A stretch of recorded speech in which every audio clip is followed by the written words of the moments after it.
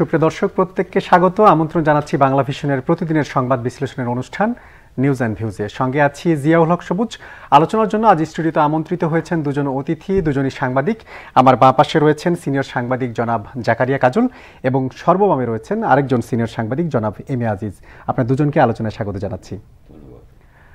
দর্শক, আমরা আলোচনা শুরু করব, তবে তার আগে আমরা বার্তা কক্ষের আপডেট জানবো। আমাদের সাথে যুক্ত রয়েছেন বাংলা ভিশনের senior news editor Salma Yasmin. আপনার কাছ থেকে জানবো আজকের দিনের উল্লেখযোগ্য কি সংবাদ রয়েছে আপনার হাতে। জিয়াউল হক সবুজ, দিনের খবরের শীর্ষে ছিল গরমের খবরটি। তীব্র তাপদাহে পুড়ছে সারা দেশ। এই অবস্থা পুরো এপ্রিল জুড়ে থাকতে পারে, বৃষ্টির কোনো সম্ভাবনা দেখছে না আবহাওয়া অফিস।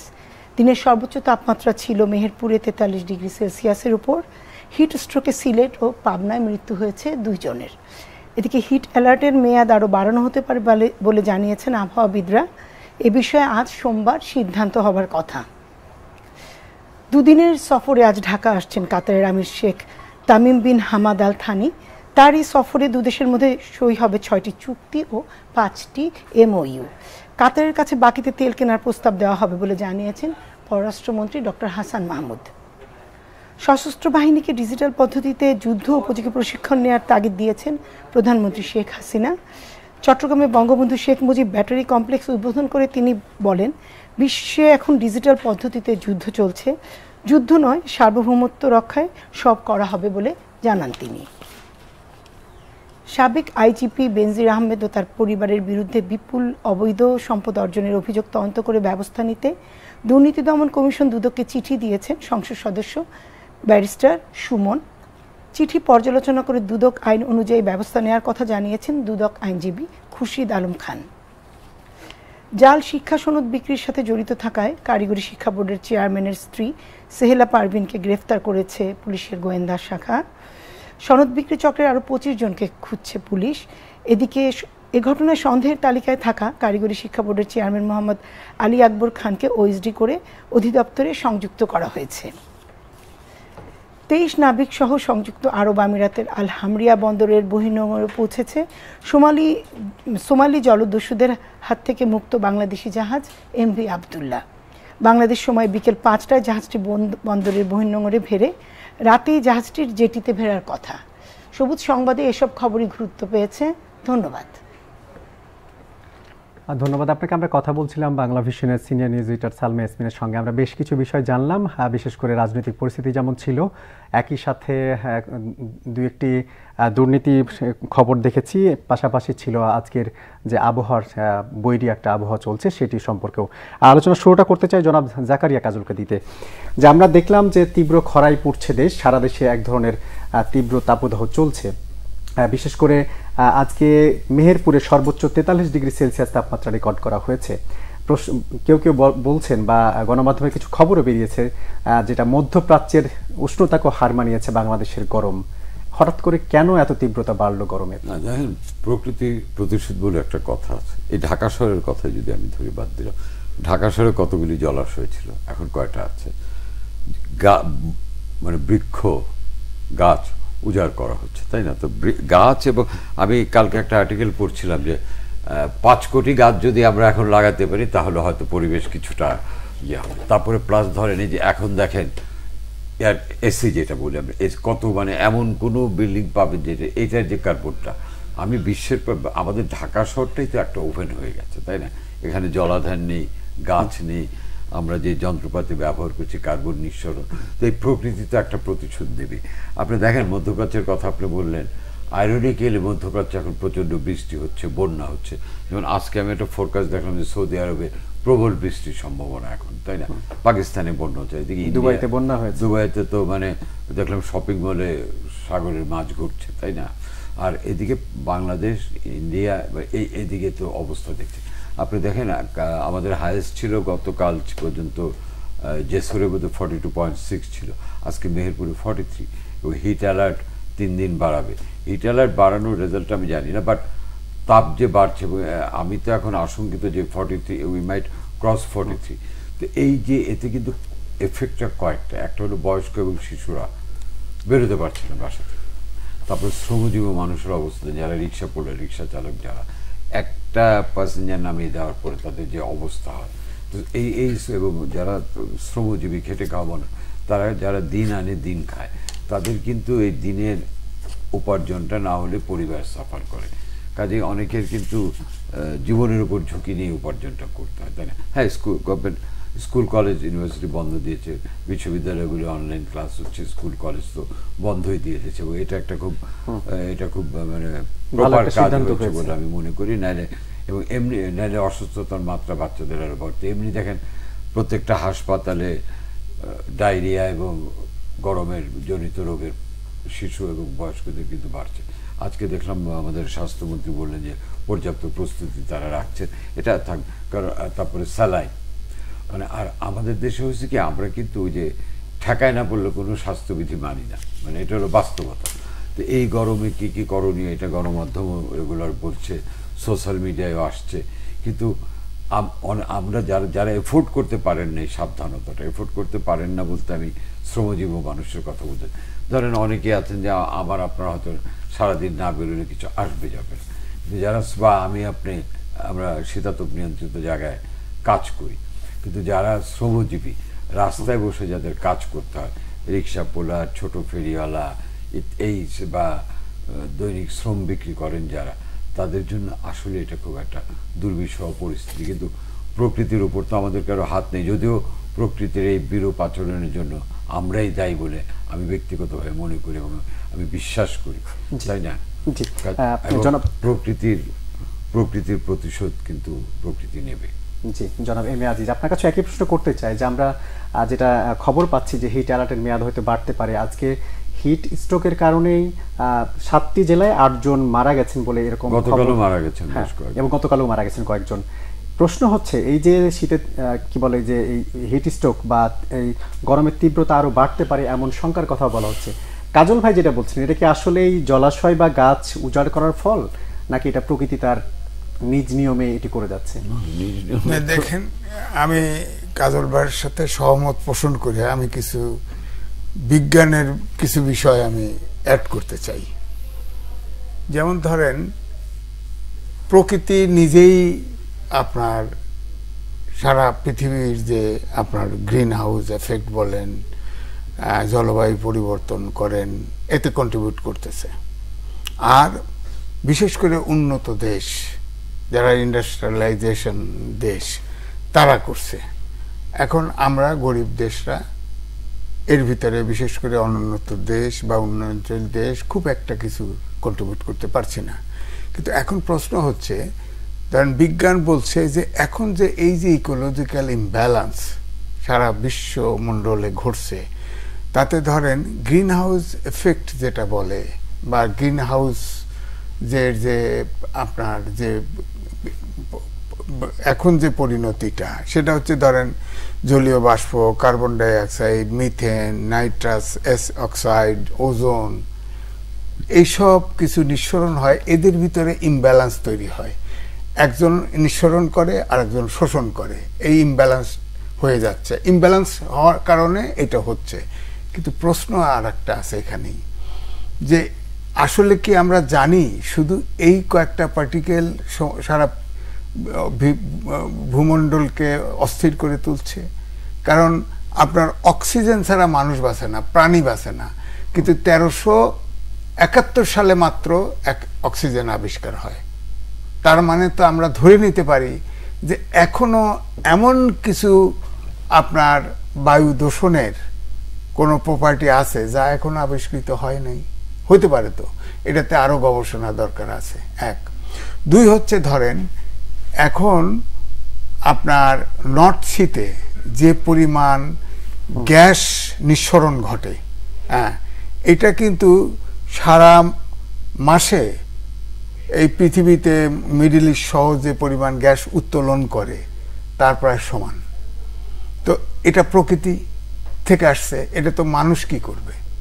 2 ধরেন আগ্নেয়গিরি আছে, বুশফায়ার আছে, পাহাড় পর্বত ধস, নদী নালার পরিবর্তন, ভাঙা ওঠা নামা, এই যে প্রকৃতির বিবর্তনগুলি হচ্ছে, অর্থাৎ প্রকৃতি নিজেও কিন্তু প্রকৃতির এই সমস্যা তৈরি করছে। সুতরাং এখানে কিন্তু এখনো কনক্লুশন টানার কোনো উপায় নাই। যেমন ধরেন আমাদের দেখা যায় যে কখনো আন্তর্জাতিক পরিবেশ নিয়ে যখন মিটিং হয় তখন গরিব দেশগুলো ধনী দেশকে দোষ করে যে তোমরা সব কার্বন নিঃসরণ করতেছো, অথচ আমরা এফেক্টেড হইতেছি, আমাদের ফসা দাও না কা। তো এটা তো সমাধান, যদি এই জিনিসগুলো চিন্তা করি তাহলে কিন্তু সমাধানটা এখানেও নাই, এখানে আছে আংশিক। প্রকৃতি যে বৈরী আচরণ করছে এটার ক্ষেত্রে কি আমরা যে নগরায়ন করছি কিংবা কাজল ভাই যেটা বলছেন অপরিকল্পিত নগরায়ন হচ্ছে, কিংবা এই যে কাচের দেয়াল ঘেরা আমরা ভবন বানাচ্ছি, এইসব কি আসলে প্রকৃতিকে আমরা উস্কে দিচ্ছি? এটা ঠিক আছে, কিন্তু এটা হলো ছোট ছোট ইস্যু। আমি এই জন্য এক্সাম্পল হিসেবে বড়টা ধরেন, আপনারা দেখি না গুগল টার্ম দিলে দেখি না আগ্নেয়গিরি চলছে পাহাড়ের উপরে, এটার একটা বিশাল এফেক্ট। হ্যাঁ, আপনার হিমালয় পর্বত এভারেস্ট প্রতি বছর কিন্তু এটা বরফ গলে গলে ছোট হচ্ছে। ভূপৃষ্ঠে আপনার সমুদ্র উচ্চতা বাড়ছে। আমাদের রিসার্চ করে অনেক সময় বলা হয়েছে যে আমাদের একটা অংশ সমুদ্রে তলিয়ে যেতে পারে। আবার এও উল্টা রিসার্চ হয়েছে যে না, আমাদের ভূখণ্ড বাংলাদেশের চাইতে ডাবল আমরা পেয়ে যাব, বেশি হবে। তো সুতরাং এগুলো কনক্লুশন টানা মুশকিল। তবে এটা ঠিক যে এইটুকু আমরা বলতে পারি যেটা ম্যানমেড, অর্থাৎ একটা উন্নত দেশগুলো যে কার্বন নিঃসরণ করছে এবং আমরাও যেটুকু করছি, আমরাও তো অল্প হলেও করছি, তাই না? আমরা তো এই ঢাকা শহরের সৌভাগ্যবান জাতি, ঢাকা শহরে চারপাশে নদী, সবগুলো দূষিত, আমরা তো এটা রক্ষা করতে পারছি না। এই যে আপনার এখানে একটু হাঁটা দিলে এই যে হাতিরঝিল লেক বানাতে পারছি, রক্ষা করতে পারছি না, পাশ দিয়ে যাওয়া যায় না, পানি গন্ধ। বুড়িগঙ্গার মতো নদীতে কোনো জীবিত কোনো প্রাণী নাই। বুড়িগঙ্গার পানি একসময় মানুষ পান করতো। তো এখন বুড়িগঙ্গা ওখানে বাঁচাতে গিয়া আপনার চামড়া শিল্প তুলে নিয়ে গেলেন হেমায়তপুরে, এখন ওখান থেকে আর একটা নদী বালু নদী শেষ, ওখানে ট্রিটমেন্ট প্ল্যান্ট বসানো গেল না।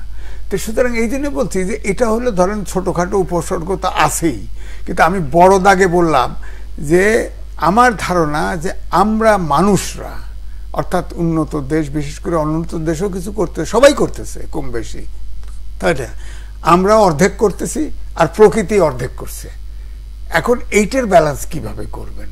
দ্বিতীয়ত, এখন যে বিজ্ঞান যেটা বলছে যে এই যে গ্রিন হাউসের যে এফেক্টগুলো হচ্ছে আরো আছে কিনা, কারণ আমি তো 1771 সালে অক্সিজেন আবিষ্কার হয়, আমরা জানতামই না তার আগে যে ওইটা নিয়ে মানুষ এবং জীব বেঁচে থাকে, এটা না থাকলে বাঁচবেই না।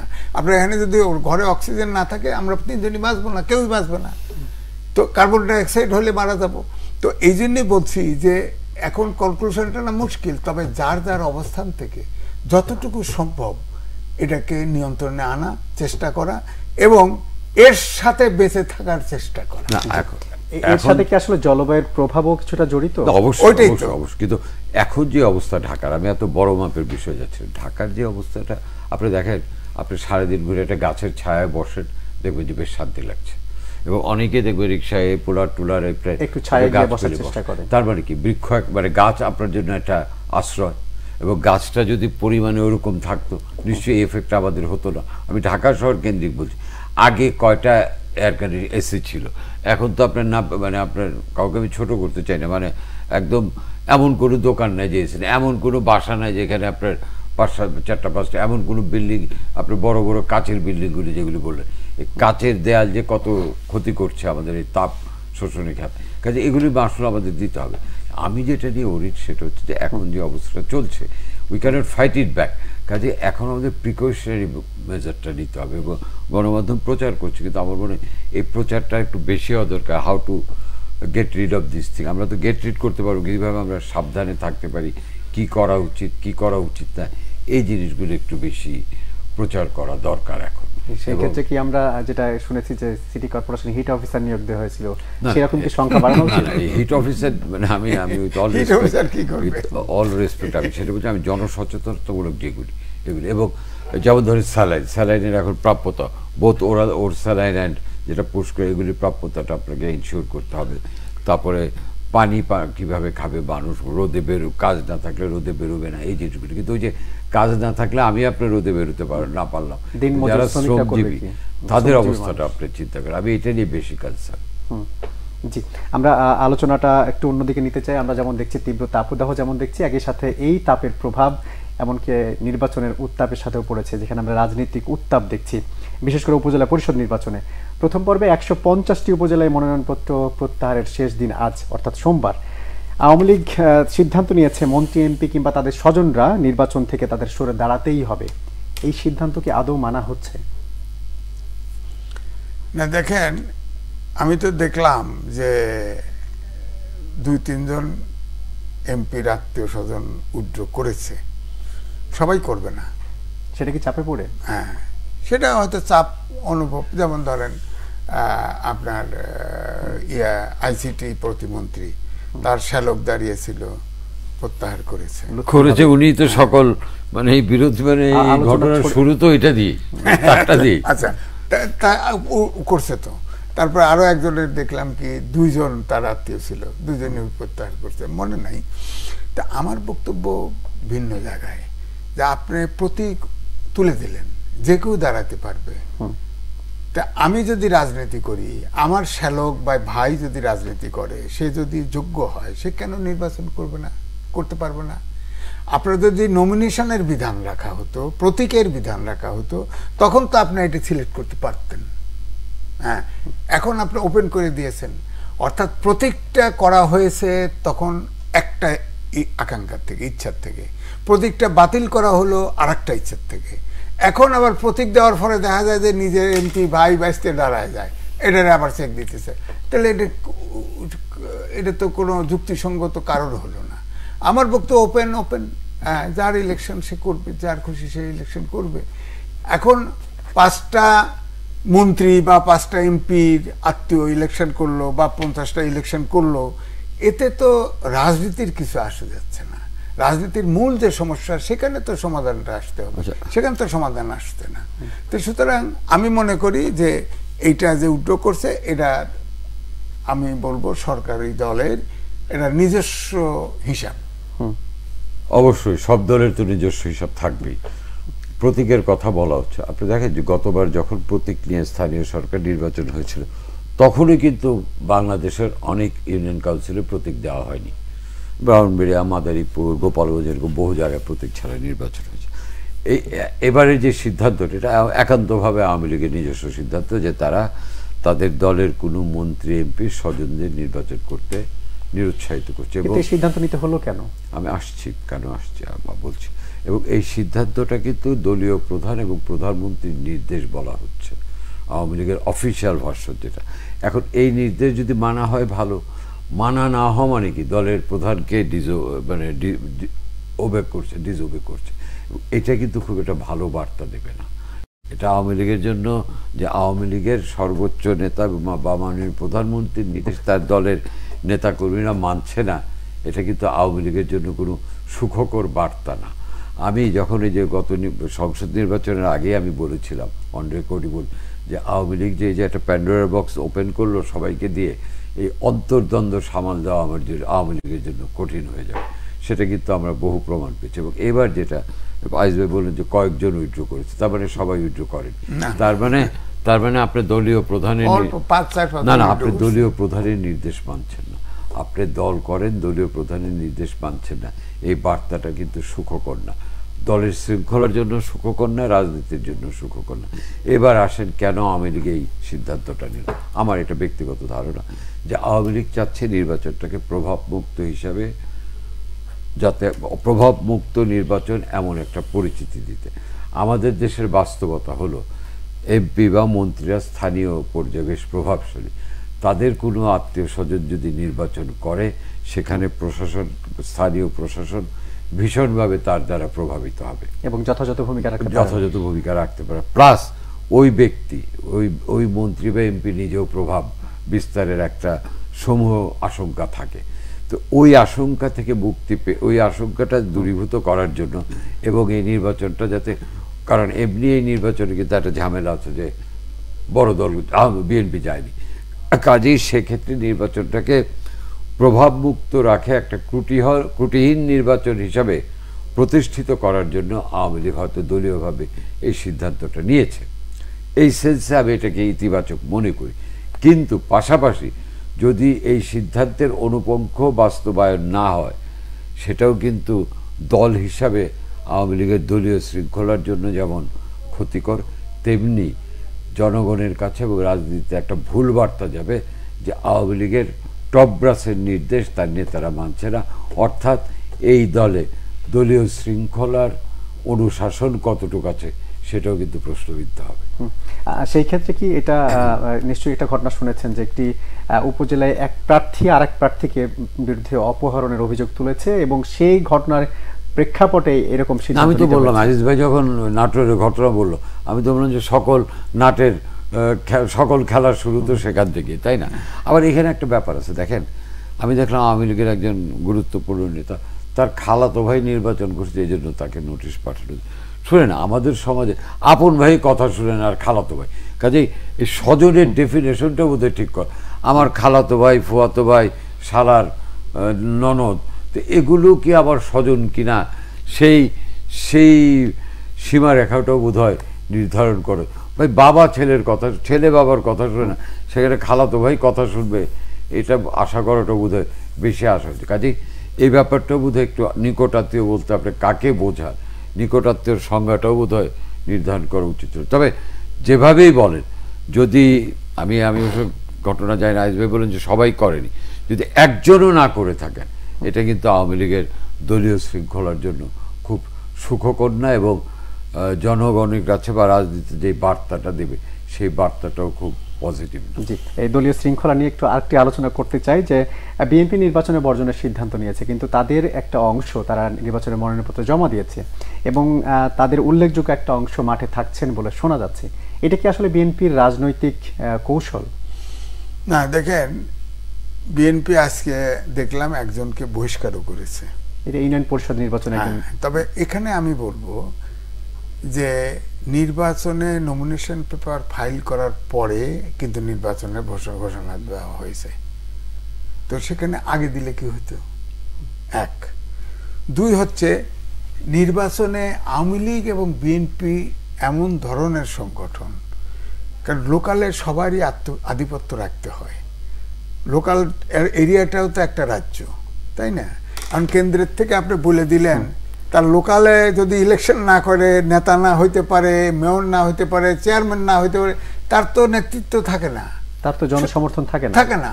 সুতরাং সে লোকাল ইন্টারেস্টটা তো দেখে। সুতরাং আওয়ামী লীগ এবং বিএনপি যারা সরকারি দলের প্রধানমন্ত্রী, তার নিয়ন্ত্রণ পার্টির মধ্যে আছে, অন্তত পক্ষে 50 জন এরকম হয়েছে, তার ভিতরে আমার জানা মতে খুব হার্ডলি 3 থেকে 4 জন ইতিমধ্যে উইথড্র করছে, আর কেউ উইথড্র করে নাই, এবং হয়তো উইথড্র করবে কিনা সন্দেহ আছে, আর হয়তো নাই 10 জনই করলে 40 জন থাকবে। আর বিএনপির আমার মনে হয় না, একজন বহিষ্কার করছে, আরগুলোকে বহিষ্কার করতে হতে পারে, কেউ উইথড্র করবে বলে আমার মনে হয় না। তো সুতরাং এটা হলো লোকাল গভর্নমেন্ট নির্বাচন। কারণ এটারও একটা কারণ আছে যে যত ওয়ার্নিং এ দিক, এই বিএনপি এবং আওয়ামী লীগ দেখেন আগেও এক্সপেল করছে। কিন্তু আপনি কি মনে করেন যে বিএনপির নির্বাচনে যাওয়া উচিত ছিল? না, উচিত ছিল, এটা পার্টির ব্যাপারে আমি তো বলবো না তাদের উচিত ছিল কি ছিল না। কারণ হচ্ছে অনেক এক্সাম্পল সেট করা আছে। ধরেন যদি বলেন যে, আমি বলবো যে একটা পার্লামেন্টারি ইলেকশন, গণতান্ত্রিক পরিবেশ আছে, সেখানে যেভাবেই হোক ইলেকশনে তাদের যাওয়া উচিত ছিল। এর পাল্টা যুক্তি আছে, সিটি কর্পোরেশনের মতো জায়গায় নির্বাচন করে মেয়র হওয়ার পরেও, যেমন ধরেন গাজীপুরে মেয়র সাহেব জেল খাটতে খাটতে শেষ পর্যন্ত মান্নান মারাই গেল, আর একটা অজুহাত ধরে একটা অফিসার দিয়ে চিঠি দিয়ে মেয়রশিপ খালি বা চেয়ারম্যানশিপ খালি। ইলেকশন করে জিতলেই যে কাজ করতে পারবে, থাকতে পারবে, এমন তো নিশ্চয়তা নেই।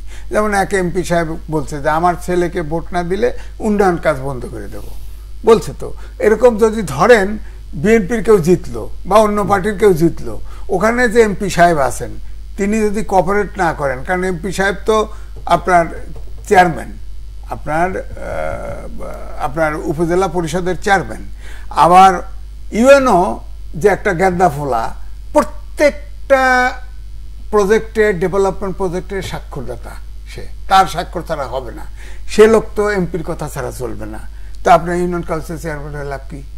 লাভ কি? ব্যাপারটা তো এরকম। তাহলে কি বিএনপি এই একের পর এক, যেমন জাতীয় নির্বাচন দেখছি আমরা, সিটি কর্পোরেশন নির্বাচন দেখছি, এখন উপজেলা নির্বাচন, একের পর এক নির্বাচন বর্জন করেই যাচ্ছে, এটা কি আসলে কোনো রাজনৈতিক ফায়দা দেবে? না, দেখেন, এটার দুই রকম আমার হিসাব। একটা হচ্ছে যে এই যে নির্বাচনে যাচ্ছে না, এতে যেটা হবে, যেমন এই যে কালকে মিছিল বার করতে চেষ্টা করছে, পুলিশ মিটিং ভেঙে দিয়েছে। তো এটা হয়েছে কি, আলটিমেটলি এই সরকারকে, যেটা আমি লিখেওছি, আলটিমেটলি যেটা হবে, হয়তো বহুদলীয় গণতন্ত্রের চেহারা থাকবে, কিন্তু এক দলের নিয়ন্ত্রণে দেশ চলে যাবে, অনির্দিষ্টকালের চলে যেতে পারে।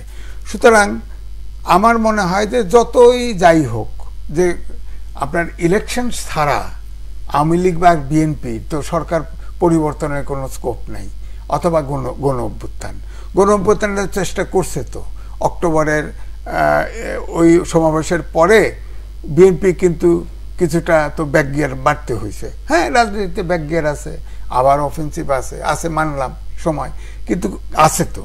এখন তাদের, আমার মনে হয় প্রত্যেকটা জায়গায় তাদের ব্যাটেল থাকা উচিত। কারণ দেশে একটা জিনিস সর্বপ্রথম শেষ কথা, যে মুক্তিযুদ্ধে গণতন্ত্রের জন্যই কিন্তু প্রধানত 1 নম্বর দাবি ছিল, জীবন দিয়েছে। তো সেই গণতন্ত্রই যদি দেশে না থাকে, তাহলে রাজনীতি তো কেউ করতে পারবে না, রাজনীতি কেউ, আমাদের মিডিয়াও থাকবে না।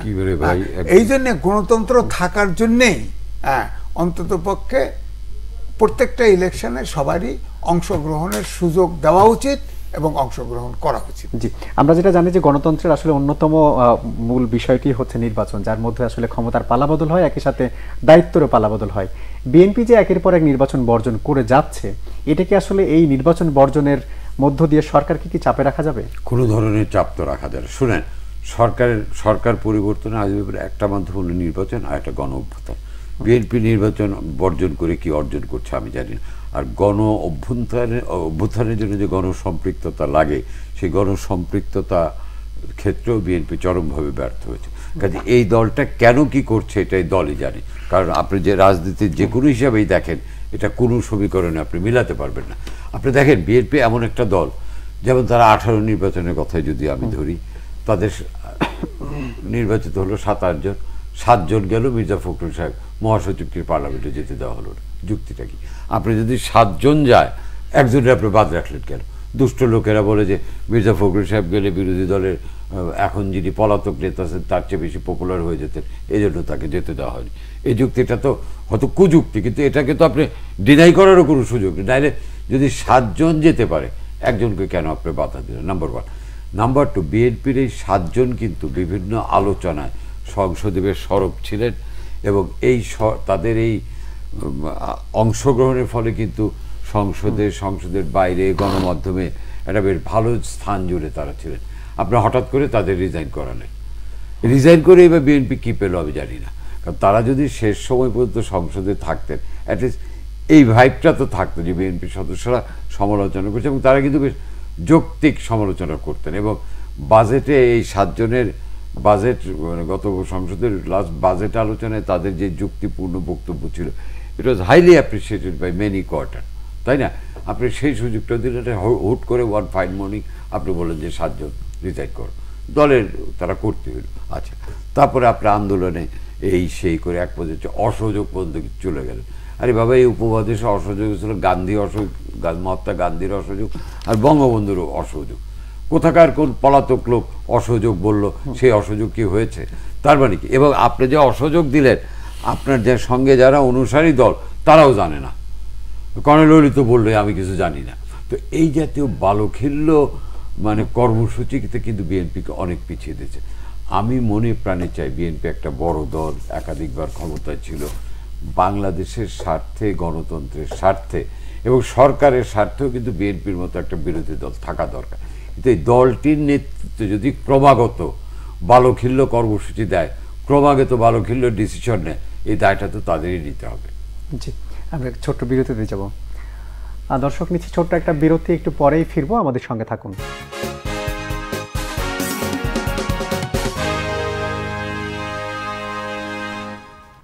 দর্শক, বিরতির পর আরেকবার স্বাগত নিউজ এন্ড ভিউজে। আমরা আলোচনা করছি, স্টুডিওতে আমন্ত্রিত হয়েছেন সিনিয়র সাংবাদিক জনাব এম এ আজিজ, আছেন জনাব জাকারিয়া কাজল। বিরতির আগে কথা বলছিলাম জনাব জাকারিয়া কাজলের সাথে, এবার এম এ আজিজের কাছে আসতে চাই। আমরা একটা দেখলাম যে কুমিল্লা আদর্শ সদর উপজেলায় চেয়ারম্যান, ভাইস চেয়ারম্যান, মহিলা ভাইস চেয়ারম্যান 3টি পদে মাত্র 1টি করে মনোনয়নপত্র জমা পড়েছে এবং এই 3 জনের মধ্যে গত 2 জন আগের টার্মেও ছিলেন। প্রশ্ন হচ্ছে তারা কি কোনো মন্ত্রী এমপির আত্মীয়? তারা অন্যরা কেউ জমা দিচ্ছে না কেন? নির্বাচন নিয়ে কি আগ্রহ কমে যাচ্ছে নাকি তারা আসলে ওটা না, তারা কি কোনো মন্ত্রী এমপির আত্মীয়? এটাও যারা বিষয় কিন্তু ইন্টারেস্ট। হ্যাঁ, এটা ব্যাপারটা হলো যে এটা তো না জানে মন্তব্য করা মুশকিল, তবে পরিস্থিতি তো আছে। যেমন আমি আমার এলাকার সম্পর্কে আমি ধারণা করি যে সবাই প্রার্থী হওয়ার ইচ্ছা আছে, সবাই প্রার্থী হতে পারছে না, হচ্ছে না নানা কারণে, ভয়ে ভীতিতে, হয়ে লাভ কি, লয়ে যাবে ভোট দিয়া, ইত্যাদি ইত্যাদি। এখন হয়তো ওখানে 2টা জিনিসই হতে পারে, তাদের চাইতে যোগ্য লোক, পপুলার লোক নাই। আর একটা হতে পারে যে তাদের এগেনস্টে ইলেকশন করলে আমার সমস্যা আছে, আমার ধরেন আমার উপরে নানা রকম অত্যাচার নিপীড়ন আসতে পারে, সুতরাং 3 জন ফেলে দিছে। অথবা আরও একটা আছে আমাদের দেশে যে টাকা পয়সা যাদের হয়ে যায়, যে প্রার্থী হইতে হয়েছে তারে কিছু বকশিস দিয়ে দিল, হ্যাঁ, সে গেল না ইলেকশনে, তুই আর ইলেকশন করিস না, তা তোর খরচ টরচ যা আছে দিলাম। হ্যাঁ, হয়তো এটা বেচা কেনা হয় না। তো এখন যেহেতু এই ঘটনাটাকে নিজে জানলে মন্তব্য করা যেত, আমি বলি যে 3টা সুযোগ আছে, 3টা। তবে এরকম বাংলাদেশে খুব কমই হওয়ার কথা, কেউ ফেলবে না, কেউ ফেলবে না। এতগুলির মধ্যে একাত্রা এরকম হতেই পারে, কিন্তু এটা আসলে না জেনে মন্তব্য করা খুব কঠিন। আর আমরা ভিন্ন একটি প্রসঙ্গে আসতে চাই। সাবেক আইজিপির অঢেল সম্পদের পাহাড় নিয়ে আজকে দুদকে অনুসন্ধানের আহ্বান জানিয়েছেন একজন সংসদ সদস্য। তিনি বলেছেন যে আসলে যদি এই রকম সম্পদ থেকেই থাকে তাহলে তার অনুসন্ধান করা উচিত এবং ব্যবস্থা নেওয়া উচিত। আমি তার বক্তব্যটা শুনেছি, তিনি কিন্তু একটা কথা খুব যৌক্তিক বলেছেন। তিনি বলেছেন যে আমি এখনই বলি না যে আইজি সাহেব, মানে সাবেক আইজি সাহেব দুর্নীতি পড়ায়, কিন্তু অনুসন্ধানে বাধা কোথায়?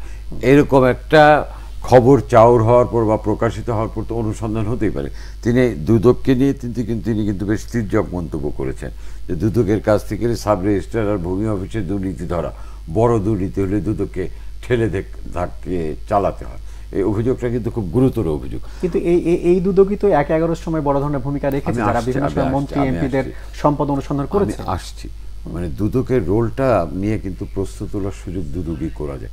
এই সংবাদটা যখন হলো, দুদক কেন স্বপ্রণোদিত হয়ে তদন্তে গেল না?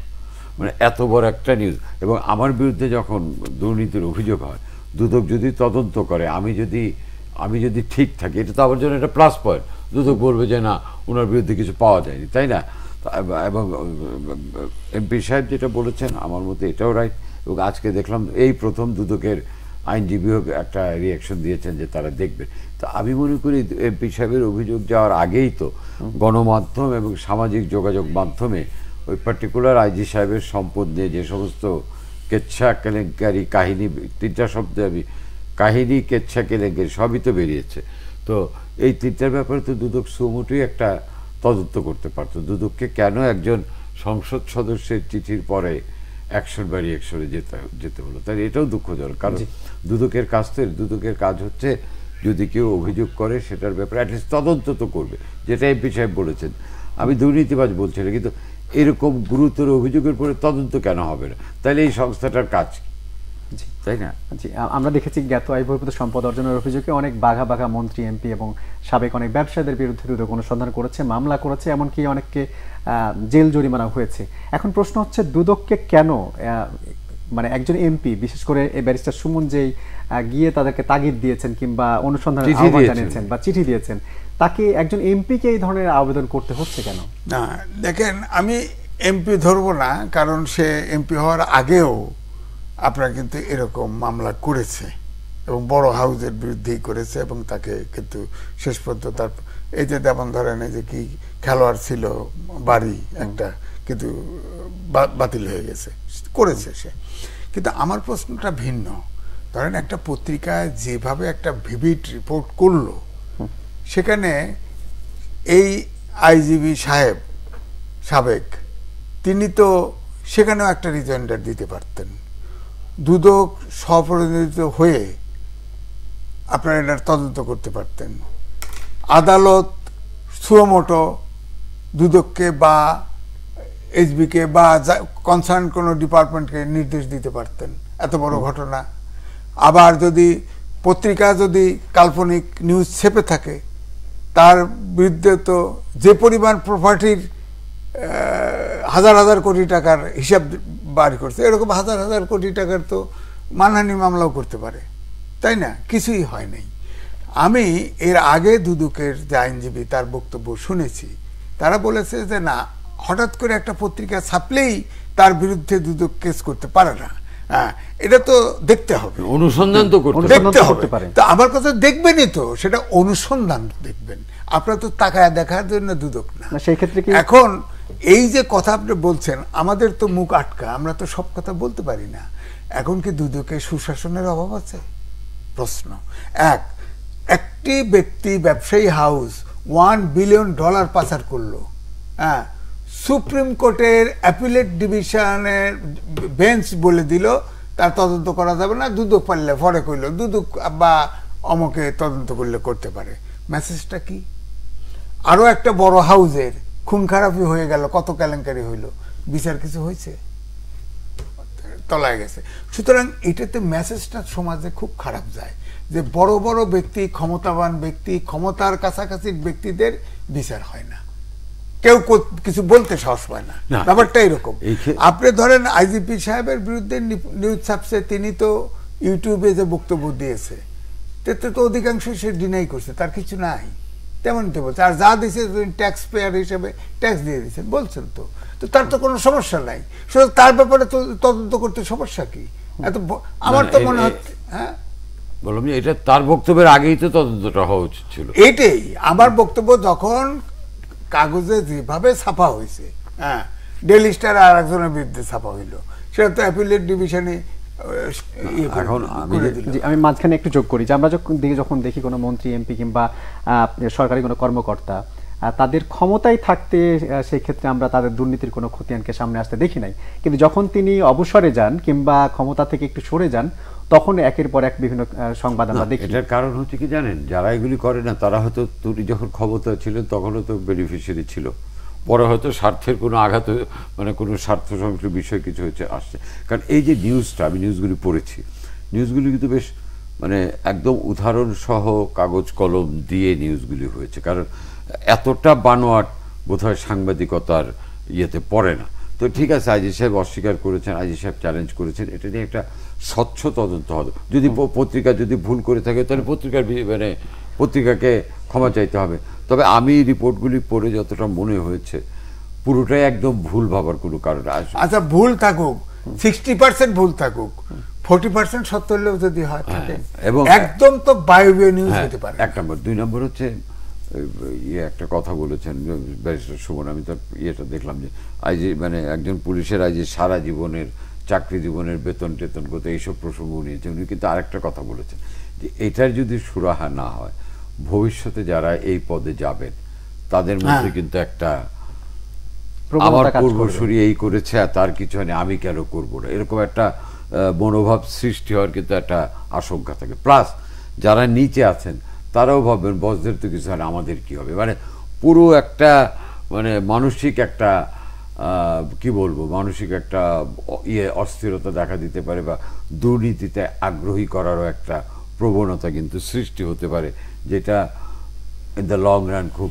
কাঙ্ক্ষিত না। কাজে এই বিষয়টা আমার মনে হয় এক্স আইজি সাহেব যেটা বলেছেন সেটাও নেওয়া এবং যে রিপোর্ট হয়েছে দুটোই কগনিজেন্সে নিয়ে সত্যটা বের করা বোধহয় আমাদের এই বাহিনীর জন্য, যে পুলিশ বাহিনীর অন্যান্য সদস্যদের জন্য খুব জরুরি। না, এখন যদি ধরেন আপনার আইনের শাসন থাকতো, আপনার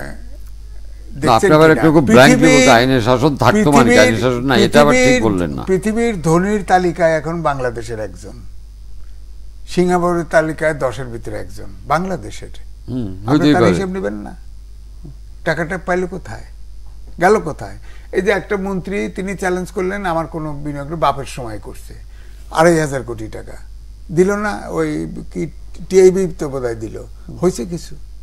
হচ্ছে না কেন? কোনো তদন্ত না, হচ্ছে না। এই কারণেই বলছি যে সরকারের কাছাকাছি অথবা আপনি যে উদাহরণটা দিলেন টিআইবি দেওয়ার পরে ওই মন্ত্রী যে আপনি যার কথা বললেন যে আপনার তো ওই যে সাবেক ভূমিমন্ত্রী, টিআইবি দেওয়ার পরে উনি ব্যাখ্যা দিচ্ছে, এরপরে কিন্তু টিআইবিও চুপ, টিআইবিও কিছু বলেন। কাজে ব্ল্যাঙ্কলি না, যেটা হওয়া উচিত সেটা হওয়া উচিত আমি মনে করি।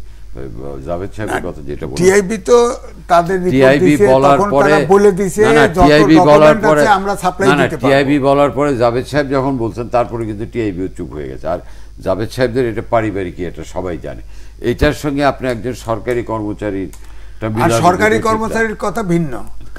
আগে সরকারি কর্মচারী প্রতি বছর তাদের ওয়েলথ স্টেটমেন্ট দেওয়ার বিধান ছিল, সেটা তারা চাপ দিয়ে করলো 5 বছর। এখন চেষ্টা করতেছে তাদের হিসেবই নেওয়া হবে। আমি যেটা মনে করি, এবং সরকারি কর্মচারীকে কারো যদি চাকরির সময় কাউকে যদি তদন্ত করতে যান তাহলে সরকারের অনুমতি লাগবে। সেই জায়গায় তো দুদক যায় না বা কোনো তদন্তকারী সংস্থা যায় না, সুতরাং কোন সরকারি কর্মচারীর তো বিচার করার ক্ষমতা নাই। না, এইটা আবার ঠিক বললেন না। আজকেও তো এক সরকারি কর্মকর্তার বোর্ডে অ্যারেস্ট করেছে, তারও পুরো ধরা খাইছে। না, ওই যেটা বিচার হবে সেটা ধরা খাইছে। যেটা মানে ডোন্ট বি সো ব্ল্যাঙ্ক, উদাহরণ দিতে হলে পার্টিকুলার উদাহরণ দেবে। এটা কিন্তু আমার কাছে খুব সিগনিফিকেন্ট মনে হয়েছে। আজকেই হয়েছে কারিগরি শিক্ষা বোর্ডের চেয়ারম্যানের স্ত্রীকে অ্যারেস্ট করা। বাংলাদেশে কিন্তু এরকম ঘটনা আমার জানার মতো ঘটেনি, এবং ভদ্রলোককে বোধহয় ওএসডি করা হয়েছে। যে আমরা একটু প্রসঙ্গটি চেঞ্জ করতে চাই। আজকে ডক্টর কামালের 87তম জন্মদিন ছিল, যেখানে তিনি একটি আহ্বান জানিয়েছেন। তিনি বলেছেন যে মুক্তির একমাত্র পথ হচ্ছে ঐক্যবদ্ধ আন্দোলন, এবং তিনি সবাইকে সরকারের বিরুদ্ধে ঐক্যবদ্ধ আন্দোলনের ডাক দিয়েছেন। এখন প্রশ্ন হচ্ছে তার এই ডাকে কতটা সাড়া দেবে মানুষ? দেখেন, তিনি তো একবার ঐক্যবদ্ধ অপোজিশনের নেতৃত্ব দিয়েছেন, সুতরাং ওই নেতৃত্বটা তো মানুষ মনে রাখবে, সেখানে কোনো ফল আসে নাই। সুতরাং ওনার এই ডাকে এই অবস্থায় কোনো সাড়া মিলবে এটা আমার কাছে মনে হয় না। উনি হয়তো বলছেন, এটা ওনার ফিলিংসটা ব্যক্ত করেছেন, কিন্তু তার ডাকে ঐক্যবদ্ধ বা তার নেতৃত্বে, তিনি তো মোস্ট সিনিয়র পারসন, তাই না, জ্ঞানী লোক, তিনি তার নেতৃত্বে বা তার যে শারীরিক অবস্থা সব মিলে তার ডাকে কোনো সাড়া আসবে না। আমি তার জন্মদিনের শুভেচ্ছা জানাই, তার দীর্ঘায়ু কামনা করি। বাট উনি তো ইমাম, যে খন্দকার মোশাররফ সাহেব বলছিলেন না যে আমরা ইমাম নির্বাচনে ভুল করেছিলাম, ওই তার নেতৃত্বে ইলেকশনের কথায় বিএনপি যে আমাদের ইমাম নির্বাচন ভুল ছিল। তো ডক্টর কামালরা সবসময় উল্টো পানিতে উল্টো স্রোতেই তো চলেছেন আওয়ামী লীগ থেকে এর পরে, এবং উনি যে গণফোরাম করলেন এটা আবার 3 ভাগ হলো। কাজে এই জাতীয় নেতৃত্ব দিয়ে, এই জাতীয় নেতৃত্বের আহ্বানে উনি শ্রদ্ধেয় লোক, প্রথিতযশা আইনজীবী, আন্তর্জাতিক খ্যাতি সম্পন্ন আইনজীবী, বাট রাজনীতিবিদ হিসাবে ওনার সেই খ্যাতির বহিঃপ্রকাশ বা সেই ক্ষতির স্ফুরণ কিন্তু তিনি ঘটাতে পারেন। কাজে এটা হয়তো উনি বাদ কি বাদ বলেছেন, এটাকে আমি অন্তত কোনো গুরুত্বের সঙ্গে দেখার কোনো কারণ আছে বলে মনে করি না। জি, আমরা আজকে দেখেছি বিএনপি মহাসচিব এবং আওয়ামী লীগের সাধারণ সম্পাদক দুজনই আজকে স্টেটমেন্ট দিয়েছেন, যেখানে মির্জা ফখরুল ইসলাম দাবি করেছেন সরকারের ভয়াবহ যে দুঃশাসন, সেই দুঃশাসন প্রতিরোধে জনগণ আগের চেয়ে আরো বেশি বলিয়ান এবং জনগণ জুলুমের বিরুদ্ধে সোচ্চার হচ্ছে। আসলে কি এরকম ঘটনা ঘটছে? মানুষ কি সোচ্চার হচ্ছে আন্দোলনে? না, সোচ্চার একটা শব্দের অর্থ হলো মানে বাক বিস্তার করা। সেই জায়গায় জনগণ আছে বলে মনে হয় না, কারণ জনগণকে নেতারা সংগঠিত করে এবং জনগণকে রাজনীতিতে মাঠে নামাইতে হয়, আন্দোলনে নামাইতে হয়। সেই অবস্থায় জনগণ নাই। এখানে আরেকটা বিপত্তি আছে, সেটা হচ্ছে ঘুরে ফিরে কয়েকটা দল, বিশেষ করে এখন বলবো আওয়ামী লীগ এবং বিএনপি ক্ষমতায় আসতেছে। সুতরাং জনগণ কয়বার পরীক্ষা করবে? জনগণের কি লাভ? তাদের তো ভাগ্যের একই অবস্থা থাকে, সরকার পরিবর্তন হলে ভাগ্য তাদের তো বদলে না। সুতরাং জনগণ সহজে মাঠে নামে না, কেউ অ্যালাউ করতেও পারে না। সুতরাং তাদের পার্টির কর্মী নিয়েই ফাইট করতে হবে। এখন কর্মীরা বিএনপির এই দীর্ঘদিনে আন্দোলন সংগ্রাম করে বিএনপির কর্মী টর্মী যে অবস্থা, জেল জুলুম কেস কানেকশন, ঘর বাড়ি বিক্রি করার থেকে শুরু করে যে অবস্থায় চলে গেছে, কিছু উপরের নেতা ছাড়া বিএনপির কিন্তু কর্মীদের অবস্থা খুব খারাপ, খুবই খারাপ। বিশেষ করে তৃণমূলে কর্মীদের অবস্থা খুবই খারাপ। তারা ওয়েটেড সি ছাড়া আমার কাছে মনে হয় না। তো সুতরাং এইটা হচ্ছে রাজনীতিবিদদের কর্মীদেরকে উজ্জীবিত করারই বক্তব্য আমার কাছে মনে হচ্ছে। তবে তারা ধীরে ধীরে সংগঠিত হওয়ার চেষ্টা করতেছে, আমাদেরকে অপেক্ষা করতে হবে কখন সংগঠিত হয়। জি, এটা নিয়ে আওয়ামী লীগ সাধারণ সম্পাদকও একই রকম। না, এটা হলো মানে আওয়ামী লীগ তো এখন নেচারালি ক্ষমতা আছে দীর্ঘদিন, তাদের বক্তব্য একরকম হবে, বিএনপির একরকম। আমি যেটা মনে করি বিএনপির নেতৃত্বকে বোধহয় তাদের টপ ব্রাস অফ লিডারশিপ নিয়ে ভাবতে হবে। কারণ এখন পর্যন্ত বিএনপির মতো একটা দল যে সমস্ত কর্মসূচি দিচ্ছে, আমার কাছে এগুলো খুব মানে খুব খুব জনসম্পৃক্ত কর্মসূচি বলে মনে হচ্ছে না। যেমন কালকেই পরশু দিনের একটা নিউজ দেখলাম, তারা এখন গোল টেবিল, বিদেশিদের নিয়ে সেমিনার ইত্যাদি ইত্যাদি করবে। এগুলি করে জনসম্পৃক্ত হওয়া যায় না। ওই যে আইসবেটা কত 28শে অক্টোবরে যে ছিল, তখন কিন্তু বিএনপির যে বিভাগীয় সমাবেশ থেকে কিন্তু একটা জনসম্পৃক্তির একটা চমৎকার ইতিবাচক প্রতিফলন দেখা যাচ্ছিল। সেটা কি ইলেকশনকে ঘিরে? হ্যাঁ, পরবর্তীতে নির্বাচন বর্জন এবং ইত্যাদি কারণে বিএনপির বহু নেতাকর্মী কিন্তু হতাশ হয়ে গেছে। শুনেন, রাজনীতি করে মানুষ কেন?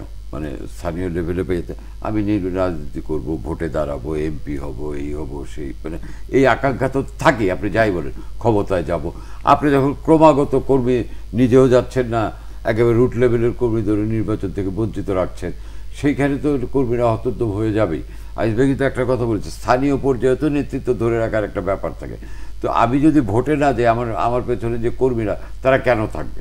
তো বিএনপির এই রিপিটেশন অফ দিস বর্জন, এটা কিন্তু বিএনপির জন্য খুব ইতিবাচক ফল দিচ্ছে বলে আমি মনে করি, নেতিবাচক হয়ে দাঁড়াচ্ছে বলে আমার বিশ্বাস।